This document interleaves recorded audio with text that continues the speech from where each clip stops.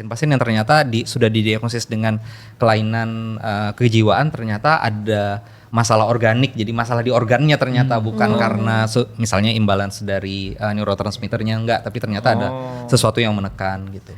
Tapi aku pengen update dulu tentang yang mitos atau apapun yang kita coba untuk banyak sekarang ya. Contoh kayak gini, ini benar atau salah sih dok? Atau benar atau kurang tepat atau seperti apa tentang otak kiri dan otak kanan misalnya? Itu gimana dok cara ngeliatnya? Iya, memang dari dulu kan kita melihat otak kiri itu lebih analitikal, otak kanan lebih abstrak, pemikiran abstrak.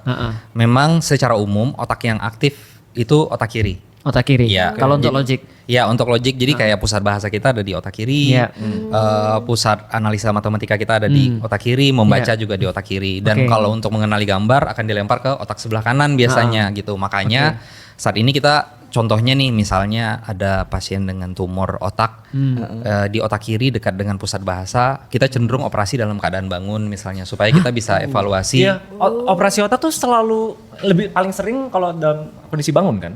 Lebih sering dalam kondisi tidur. Oh, lebih sering. Tapi pada kasus-kasus tertentu yang kita butuh evaluasi real time jadi fungsinya supaya kualitas hidupnya nggak turun, ya kita akan operasi secara bangun. Oh, berarti otak kiri dan otak kanan itu real berarti ada ya. Tapi mitos-mitos yang katanya tentang otak kiri dan otak kanan misalnya nggak real apa misalnya dok? Yang saya diyakini populer tapi ternyata nggak. Apa ya?